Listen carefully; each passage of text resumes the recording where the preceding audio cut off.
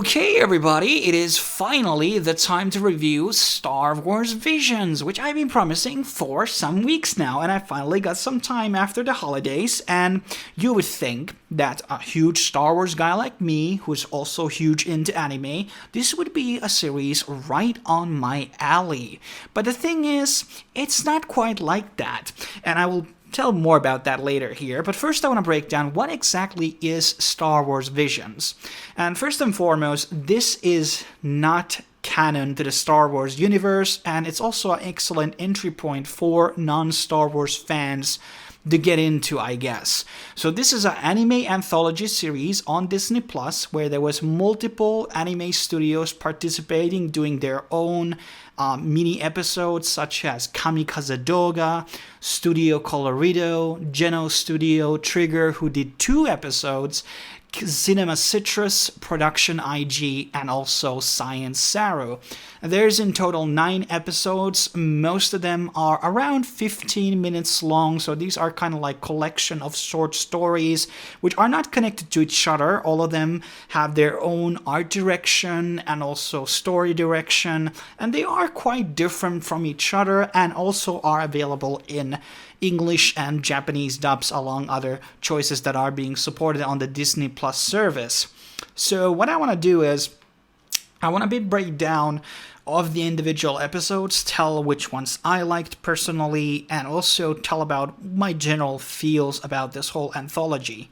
So from get-go, we have obviously had people do before, like fan-made anime out of, Star Wars. We had the one about, Return of the Jedi. Then there was that TIE Fighter one, which some people maybe remember. That was really amazing visually, and I think it really captured quite a lot of the mood of Star Wars. Now, the biggest issue, which I want to first tackle here with Star Wars Visions, is that there's obviously a bit of a language barrier between Disney and Japan with these studios, what type of direction they're going to be doing, and etc.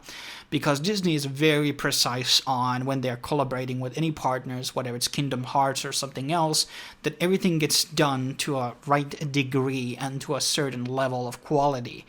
Now, Visions, I felt when I was watching all of these 9 episodes that a lot of the people had no prior experience of Star Wars or weren't really a big fan of Star Wars. It was probably an IP that they were aware that it existed, and maybe they had seen one movie or 2.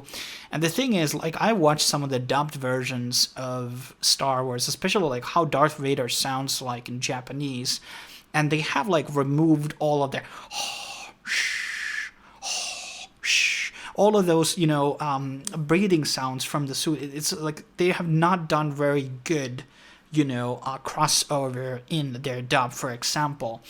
And I think a lot of things are lost in translation in a lot of ways, culturally and in many things. So what you mostly will be seeing here is an anime which, anthology episodes, which are most of them are very Japanese themed, samurai stuff, and then you have lightsabers crossed around there, and maybe you see some Star Wars races, and sometimes there's even made up things which are not even canon, by the way. But that's fine, you can experiment things, you can create new races and etc. But for the most part, I did generally feel that this was not feeling very Star Wars-esque. And I think there's a lot of reasons for that. Obviously, we talked about the cultural boundaries here, but also that they were not using a lot of the Star Wars soundtracks. So they did new soundtracks for these. I think there were a couple that were more akin to the style of Star Wars soundtracks, but for the most part, they just didn't feel mixing really well.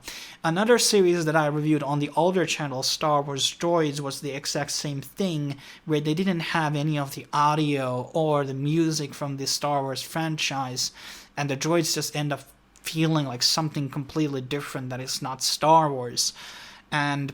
But let's kind of break it down to some of these episodes. The first one is The Duel. There's actually a comic book made out of this. And this is kind of a very interesting style. This was done by Kamikaze Douga. And this one has a Ronin character fighting off a Sith in well, a Japanese town, and everything feels very Japanese. You have a couple of droids there, and one of the things you get lost in the translation, for example, you have a character that is speaking Huttese, which is a Star Wars language, in the English dub. But when you switch over to the Japanese dub, they're just speaking Japanese, and that's just breaking a lot of immersion. So I had really trouble here with some of these episodes switching over English and Japanese. I was trying to find which one would be less immersive breaking, and I felt like there was a lot of misses here in terms of the voice acting and the sounds, which I already kind of talked about earlier. Now this episode is visually very nice. There's some weird stuff like umbrella, lightsaber, and things like that, but it's an action one. I didn't particularly care about this one. I don't think it was very good. The second one is called Tatooine Rhapsody. This is another one very interesting, which is about a band, a music act in Tatooine. And they, by the way, the song on the ending is different in English and it is in Japanese. So they have totally switched off the song. And once again, the music is not very fitting what you expect to hear on Star Wars, style of a world. It has a very nice visual appeal, and this was done by Studio Colorido. So if I had a studio that could come over with the direction from America, it would bring over some of the people working on Clone Wars or something else, and they would direct it, and the Japanese would animate it. Colorido probably could be a great choice. It could be like a comedy-esque type of a series, maybe for kindergarten stuff, some adventure of BB-8 or some stuff like that. I mean, personally, I wouldn't be into that, but I think the art style here was very beautiful to look at. But there were things like one of the band members was like a Oni with two heads. It wasn't looking very Star Wars to me, and that was kind of off. But you had Boba Fett there, you had, which was voiced by, Temuera, which is Temuera Morrison, who is the real actor of Boba Fett right now, so that was good. The third episode was Twins. This was done by Studio Trigger, everybody's favorite Japanese studio for the most part. This was visually very nice. This visual direction could be also something I would very much enjoy watch a 12 episode of anime thing, but this was not very, once again, kind of, good action on this one, but I kind of like the other one that was done by Studio Trigger. But this was also like very, this could be like what an anime of Star Wars would look like. I'm not a big fan of anthology series. I want to just admit that there's a bit of a bias against that in general. It would have been very interesting to see like a full-on anime, like real mini episodes where you do a lot of build-up, character development. You can't get any of that in 15 minutes, guys. And that's what really Star Wars is about. I mean, all of the movies are trilogies, and even Rogue One and Solo, they are connected into the other movies. So that really means that all of these are experiences that are, long, not, episodic type of things. That was never what really Star Wars was about. It was about the hero's journey, or the journey of the Empire, or the Rebellion, or bounty hunters, or whatever it's in Mandalorian. So this is not really working for me. I don't think you can really utilize the power of Star Wars just because you're throwing some X-Wings and lightsabers. It's not Star Wars. The fourth one was The Village Pride, and I think this one was really, really off-key. Like, this is probably the least Star Wars-like out of the bunch, and I felt like in the fourth episode, as it was in the first one, you just had too many things that were Japanese. Like, this was like in feudal Japan, and then there's some Jedi. That's just not really, it didn't feel like a Star Wars world. Then is the fifth episode, and this one is actually the best. It's called The Ninth Jedi. And I felt this was done by Production IG, and Production IG has done probably the most amount of like co-collaborations with American studios, and in a lot of ways, this one could have been like a show that could have gone for multiple episodes. The art was very good. The action was very good.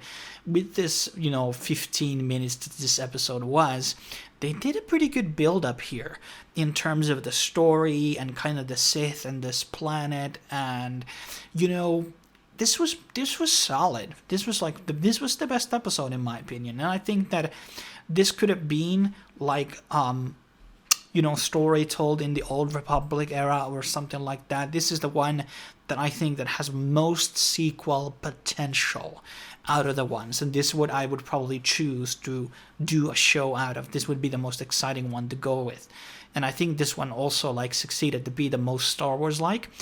It wasn't like quite there, but very close, very close.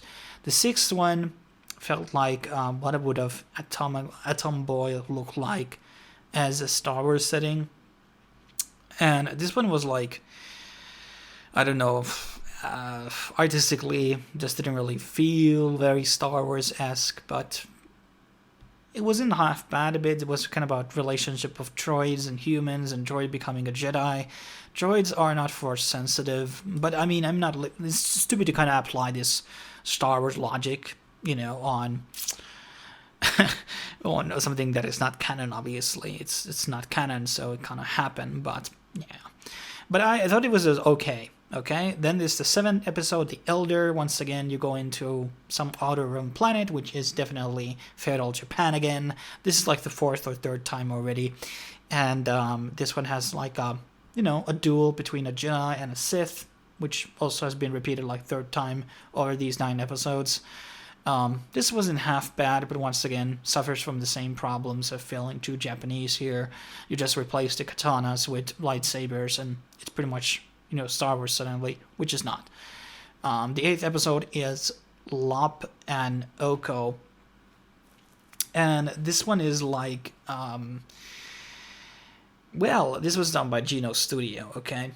And the thing is, what these guys did, this was kind of like one of the most liberating and forms of way of like making the Japanese world feel like a bit more Star Wars-esque. So I think this one actually was visually very good, has some good action as well, and you had this rapid like alien, which it feels like definitely like a Fury or something, not quite Star Wars, but I could make it pass if it was canon, okay?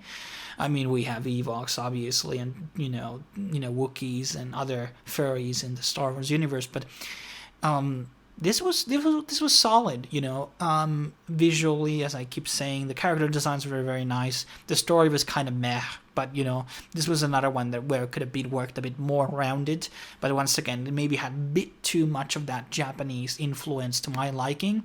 Maybe the Japanese studios thought that Disney would like to see something Japanese flavored, and for a first time experience for a lot of people, that is refreshing. But I've watched anime for 25 years, almost for my whole life, and I've seen this over and over again, and it's like nothing new for me.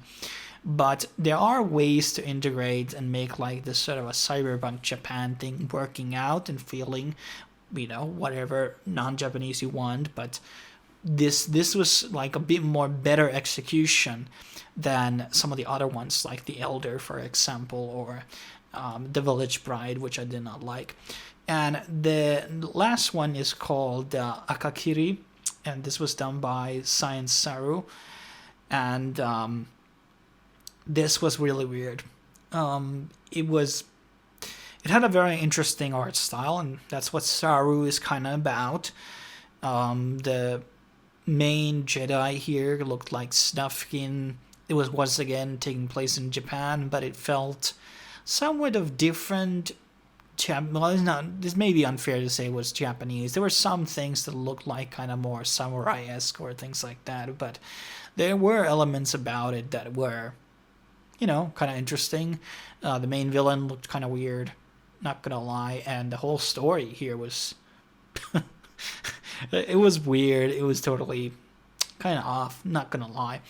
And that's kind of like my take on these 9 episodes. I mean, I could have spent more time analyzing them and things like that, but it took me a long time to finish this series, because when I saw the first episode, I was like, damn, this is not interesting at all.